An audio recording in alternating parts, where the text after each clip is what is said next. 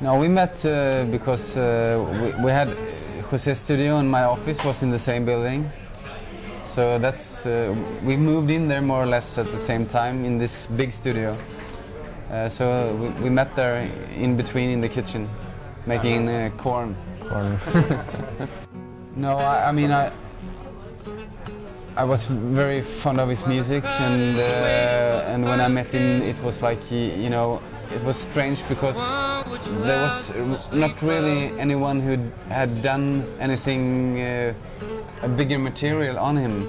So I was just curious on first the music and then how to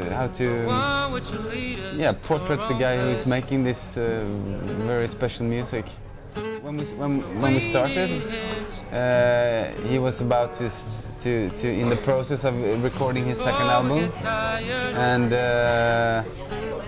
Mr. González, no, and I didn't want to interrupt that, so most of the film we were doing, the filming we were doing in the studio, because his studio is like, very small, from the pillar and here almost. Yeah. So, and with no windows.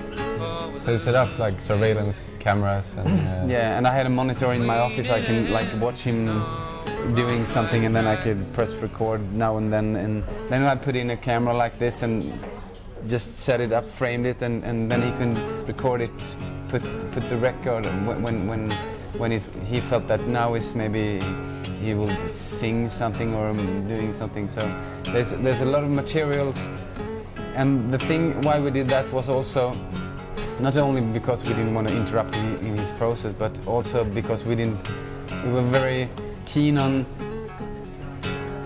getting as close to him as possible without, you know, this filter that becomes when you put this up, what the thing that happens from there to here and back into the camera, and then what the audience will see. That's the hardest thing in filmmaking, and the most interesting thing is how you can how you can monitoring that process. Those are the parts that are in the documentary, but of course, like being on tour and all of a sudden you're talking to someone and you see the camera over there and like, okay, I shouldn't, and you get very conscious. So yeah, it wasn't always easy, but I think after a while I got to know Fredrik and Mikael pretty well, and you get, I think I didn't change my persona that much in front of the camera.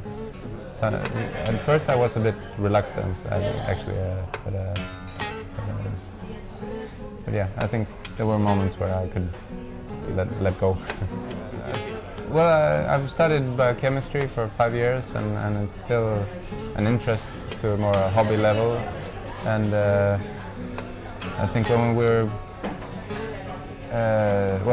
already filmed most of the stuff for the documentary, Fredrik suggested that I could start doing monologues on a dictaphone, just to get the voice to the whole film.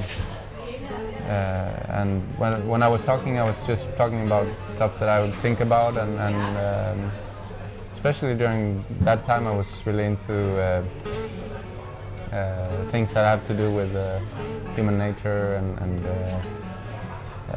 how we perceive things, how the brain works, how people's interest with religion, you know, so yeah, just things that I think about.